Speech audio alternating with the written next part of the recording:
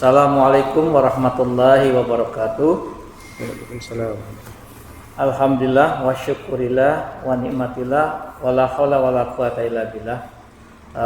Sebelumnya kita mengatakan dialog, kita buka saja dulu. Kita punya masker karena ini ruang steril insyaallah. Baik, saya Amir Mahmud, Direktur Amir Mahmud Center Surakarta. Tentunya sudah sekian kalinya ini kita berdialog di Surabaya.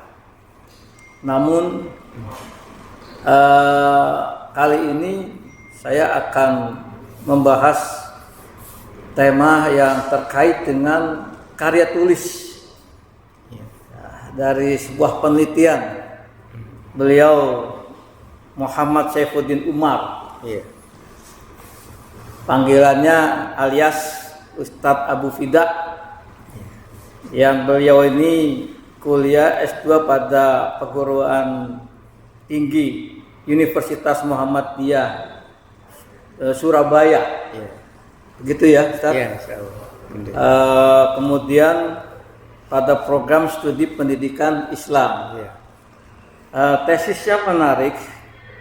Beliau mengambil judul adalah Pendidikan Toleransi Perspektif Syekhul Islam Ibnu Taimiyah. Sedikit informasi tentang beliau. Beliau ini adalah ex napiter dalam kasus Aceh, penyembunyian Dr. Azhari. Penyembunyian Dr. Azhari yang dari Malaysia. Ya. Kemudian beliau juga mantan jamaah Islamiyah. Ya, dan pernah juga beliau ikut latihan militer di Afghanistan. Ya, kurang lebih 6 bulan. Gitu ya. Begini Ustadz, ini sangat menarik. Ustadz ini kan kalau saya melihat perjalanannya ya penuh dengan pemikiran-pemikiran yang boleh dikata tanda petik ini ya yang sangat radikal.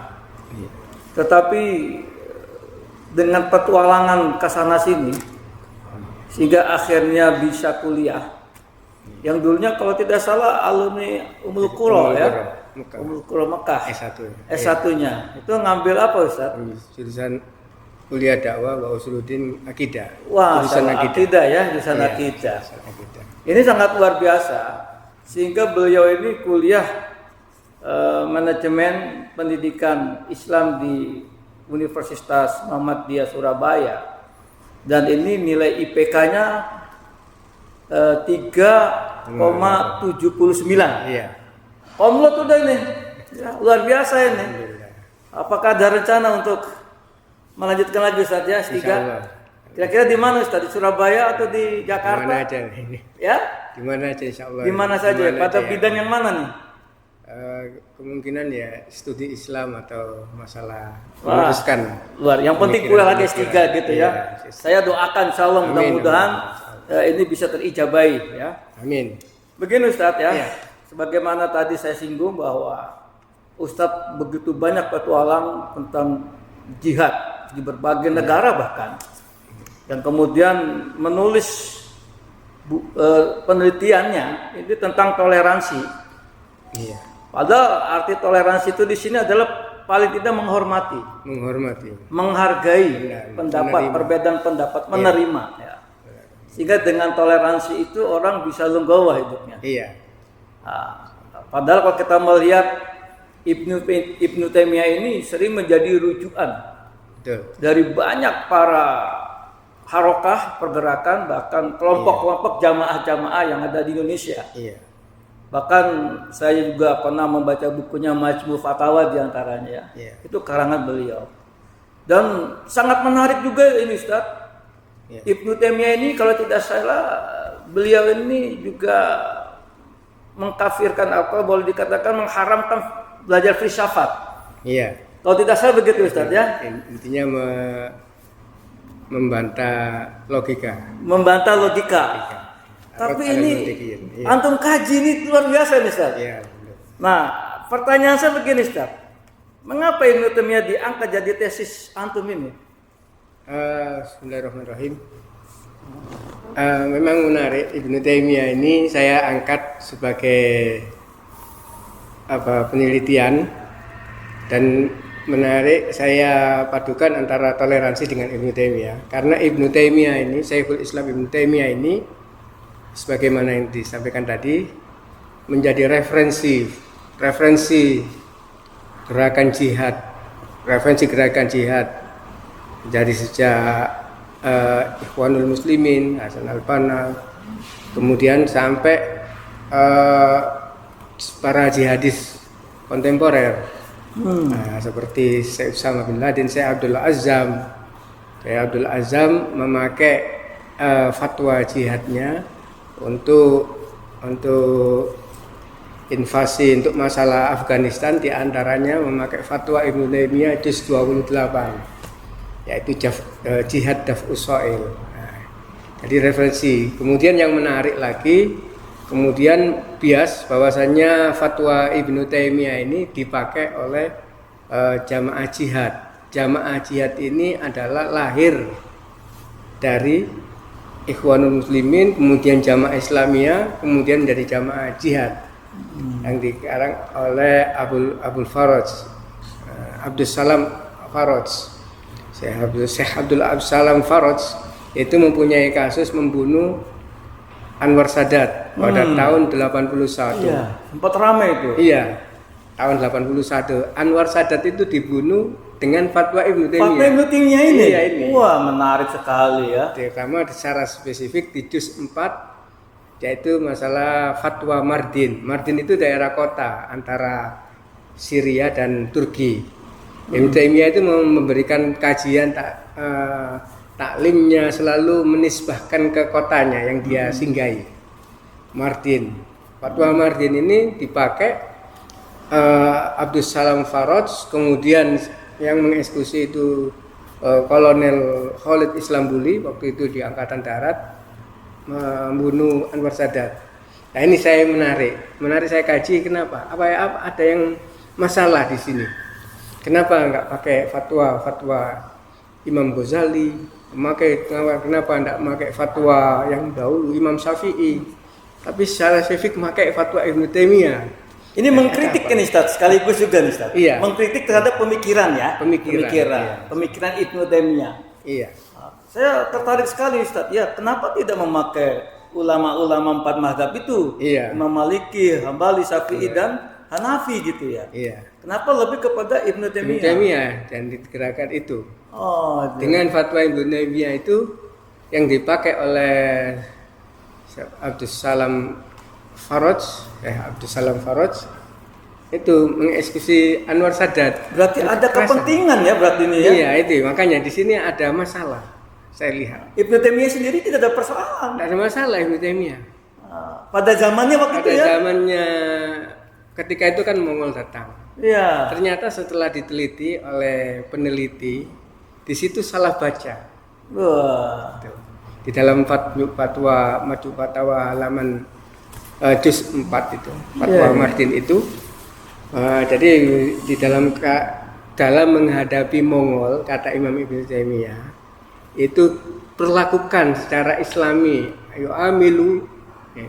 Tapi dibaca dengan yuqatilu, perangi. Ternyata saya lihat sampai di sini. Ini memang mestinya bermuamalahlah, bermasyarakatlah, tapi dibaca dengan yuqatilu, berperangilah. Wah. Tadi salah membaca itu Syekh Abdul Salam Faraj itu juga orang Mesir, juga bisa bahasa Arab. Jadi penyimpangan tuh tadi. Penyimpangan makna ya. Nah, oke. Sehingga menjadi yang menjadi berat adalah kekerasannya tadi. Wah. Jadi itu. Padahal buku itu bagus sekali ya, sebenarnya nggak ada masalah ya. Iya, nggak ada masalah. Majmu' Fatwa nggak ada masalah. Iya. Kemudian ya Ibnu Taimiyah orangnya toleran. Bahkan terhadap pemerintah dulu pun pada zaman itu sangat toleran. Itu ada pembahasan ada. tuh, Ustaz. pembahasannya. Oh, ada ya. Di antaranya apa Di antara Ustaz? setelah Ibnu Taimiyah kan mengalami fase-fase kerajaan, kekuasaan. Iya. Ketika ya memang keluar masuk penjara sampai 7 kali di penjara. Kalau nggak salah muridnya Ibnu Qayyim ya. Iya, muridnya Ibnu Taimiyah. Punya Ibnu kekhasan Qayyim. sendiri Iya. juga ya. Luar Jadi biasa. Ibnu Taimiyah setelah keluar dari penjara dipanasi, diomongi, diberi masukan. Ulama itu yang masukkan penjara, tapi oleh Ibnu Taimiyah jangan.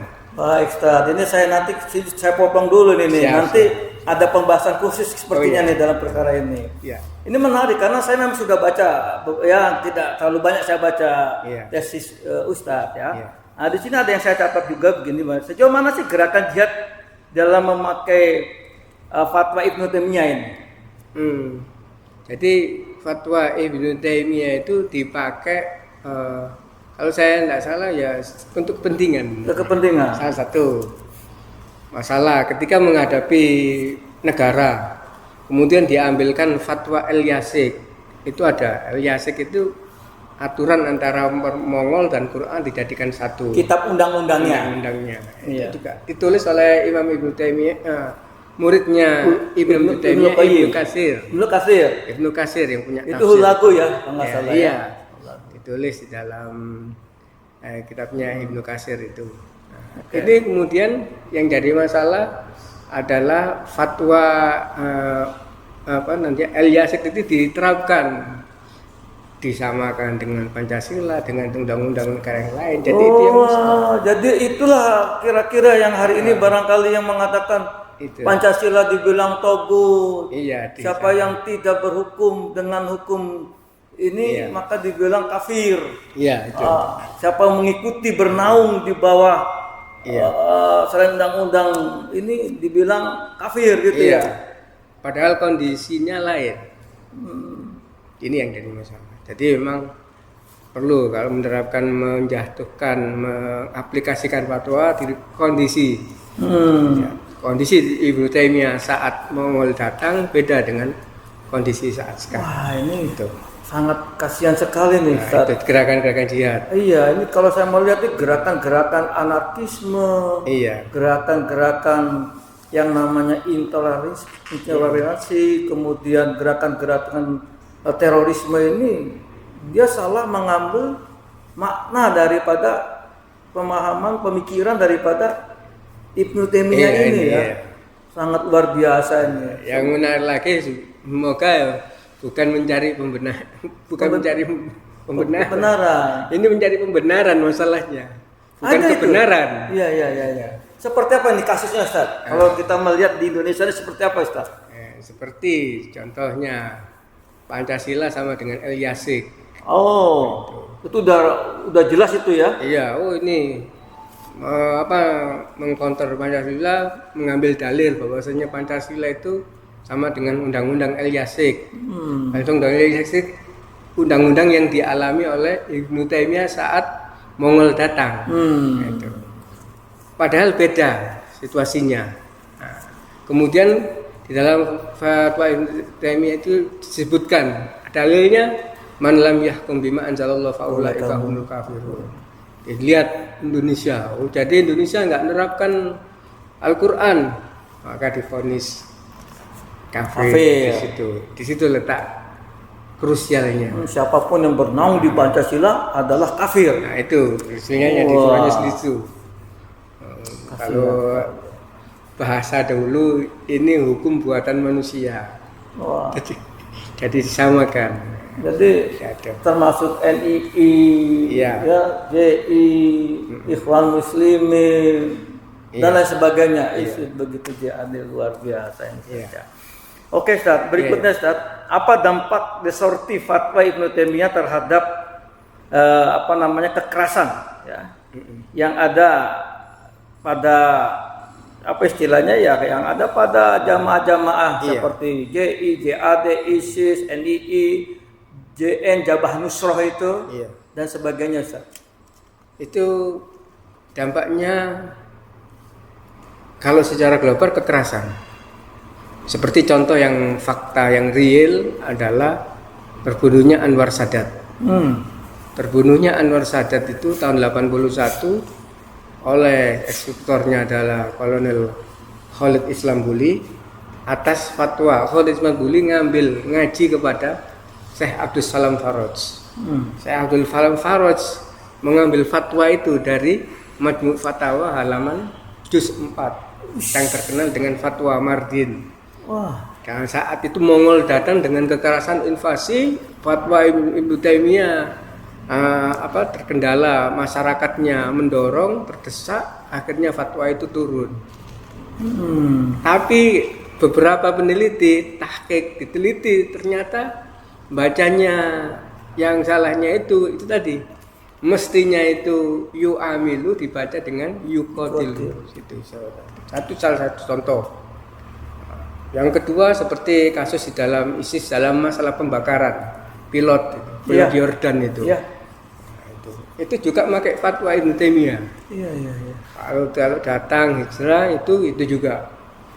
Padahal di situ ada murid daripada Ibnu Taimiyah namanya Ibnu Muflih memberikan pembenaran mengoreksi kalimatnya itu. Yang tahu muridnya Ibnu Taimiyah, Ibnu Muflih. Jadi itu tadi. Jadi terutama kekerasan. Yang ketiga, fakta yang nyata adalah terbunuhnya Syekh Az-Zahabi, Syekh Mufti, ulama besar di Mesir. Di Mesir. Tahun berapa itu Ustaz? Itu tahun 70-an. 70-an. Kayaknya kalau sebelum Anwar Sadat sudah Syukri Mustafa. Oh. Syukri Mustafa ini ada satu gerakan namanya Jamaah Takfir wal Hijrah. Dia mengambil dari Majmu' Fatawa juga. Dari sisi lain.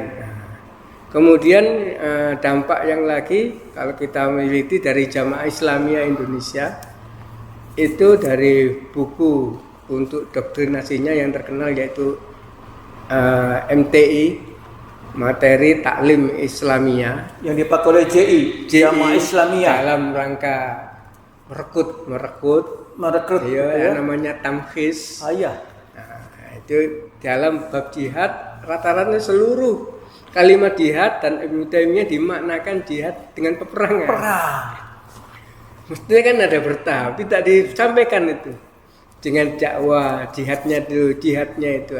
Saya baca di dalam MTI yang dikarang oleh Jamaah Islamiyah sebagai doktrinasi Jamaah Islamiyah untuk merekrut dan masalah tamkhis itu. Jadi itu dampaknya, distorsi daripada Ibnu Taimiyah. Wah, nah kalau begitu gini Ustaz, terhadap penyimpangan tadi ya, penyelewengan makna yang ada dalam tulisan atau karya Ibnu Taimiyah. Yang akhirnya terkesan adalah menghalalkan cara untuk membenarkan daripada kejahatannya. Ini tentunya ada saran Ustaz. Saran dan pesan apa terhadap mereka-mereka yang masih menggabungkan dirinya dalam jaringan-jaringan teror atau jaringan teroris ini seperti JI, kemudian Jabhah Nusrah, ISIS, JAD, JAK. Yang ini kalau kita mau lihat begitu semaraknya sih di Indonesia ini gimana Ustaz? Sangat semarak ini. Hampir setiap tahun ini mesti ada aja aksi-aksi. Ini alhamdulillah nih Densus 88 ini begitu semakin ke dalam, semakin ada alur pencegahan. Jika tidak ada ketanggapan ini, wah luar biasa ini. Maka ini luar biasa nih pencegahan Densus 88 ini dalam keamanan ini. Nah, pesan dan ingat gimana Ustaz? Pesan-kesan Ustaz terhadap mereka-mereka ini. Pesan saya adalah pertama kali adalah ilmu syar'i, ilmu dengan ilmu ya. Karena masuknya pemikiran yang salah satu pintu masuk pemikiran radikal ini dari pendekatan sains, ilmu agama. Dan ilmu agama tidak berdiri begitu saja, tapi harus ada yang menerangkan. Siapa yang menerangkan ini? Menerangkan adalah kitab ulama-ulama yang lain, kemudian dari ulama-ulama yang sudah bisa dipercaya. Salaf dan khalaf gitu. Iya. Artinya dari situ. Kemudian juga menanyakan belajar tidak independen. Artinya walaupun kita tahu sekarang ini dengan adanya medsos, bersukaria dengan adanya ilmu dari internet, dari dunia maya, tapi tidak, kita sarankan tidak berdiri sampai situ, tapi ada interaksi kepada orang yang mengerti, Ada sharingnya gitu. ada sharing, terutama ke ulama-ulama, walaupun ulama itu tidak sepemikiran, tapi Filter kita ya, sebagai filter. iya, sehingga tidak ada merasa saya lebih tahu, saya tahu, saya yang benar, saya yang ini, itu penyakit. Betul. Yang ini. Saya Yang melihat besar. betul Ustaz. Sementara saya melihat ini di luar tadi ini, saya melihat banyak anak-anak yang baru saja mengenal agama melalui internet, bahkan ada yang baru tamat, ya baru pondok lah begitu, si tingkat level SLTA itu sudah seakan-akan lebih merasa sempurna ilmunya gitu loh. Iya. Padahal seperti antum ini ternyata yang dari Ummul Qura Iya. petualang ke sana sini sampai usia sekarang berapa Ustaz? 56. 56 saja masih mengkaji terus itu belajar. Mudah-mudahan. Wah, S2 ini insya Allah S3 ini nggak lama lagi nih, insya Allah. Iya. Kita doakan insya Allah. Ya. Oh ya, oke Ustaz, ini menarik sekali, Iya, makanya saya ajak berdialog seperti ini dengan maksud adalah bagaimana gitu ya, Iya. bahwa buku atau karya tulisan antum ini ya bisa dipahami. Iya. Bahwa ternyata toleransi itu di dalam kita ini hidup, bermasyarakat, beragama, ini penuh dengan nilai-nilai tadi ini. Betul. Toleransi. Mungkin saya tambahkan lagi bahwasanya konflik jamaah itu lebih tajam daripada konflik dari jamaah non jihad. Wah, Jadi di jamaah jihad itu konfliknya itu lebih tajam. Seperti contoh di Mesir, dari Ikhwan kemudian jamaah Islamiyah, Aiman Tuhairi kemudian pecah dari jamaah jamaah jihad pecah menjadi jamaah Sabab Muhammad, pecah. Dan itu mudah mengkafirkan satu dengan yang lain, ya. Menghalalkan satu dengan yang tidak lain. tahan, tidak kuat emosi dan tanpa ilmu itu tadi. Justru yang sering melakukan pembunuhan di antara sama muslim itu di antara harokah itu sendiri ya Ustaz ya? Iya, Di antara pergerakan itu sendiri ya? Iya. Aneh bin ajaib ini Ustaz. Mereka ini korban daripada kesalahpahaman karena ilmu tadi Ustaz ya, yang Iya, tidak betul. dia dapatkan tadi yang Kunci pintunya. Oke Ustaz, yang terakhir ini Ustaz, bener ya buku ini penelitian ini, tesis ini mau dicetak Ustaz ya? Insya Allah. Sudah ada yang ini Ustaz? Insya Allah mudah-mudahan. Mudah-mudahan Ustaz, dalam waktu dekat ini begitu Ustaz? Waktu dekat, insya Allah mudah-mudahan kita sama-sama belajar. Mudah-mudahan saya mendapatkan itu Ustaz ya. Insya Karena Allah. saya kan selama ini kan dapat softnya nih ya. Oh iya, insya Allah. Mudah-mudahan nanti dengan buku yang dicetak ini ya insya Allah, Iya, insya Allah. saya bisa menghayati kembali bagaimana sebenarnya makna toleransi yang hari ini ya banyak Hampir. sudah hilang, hampir hilang di kalangan pergerakan-pergerakan umat Islam ini. Ya, Betul. ini mudah-mudahan saya pikir inilah dialog kita. Iya. Ya, singkat tapi mudah-mudahan ya, dengan yang singkat ini bisa membawa makna yang lebih besar untuk membangun kesadaran kita dalam menjalankan daripada agama, menjalankan daripada perintah agama, dan juga menjalankan daripada kehidupan berbangsa dan bernegara. Demikian itu dari saya, Amir Mahmud Center dengan Ustadz Abu Fida di Surabaya pada tanggal 2 Februari 2022. Demikian, wabillahi taufiq wal hidayah. Assalamualaikum warahmatullahi wabarakatuh. Waalaikumsalam.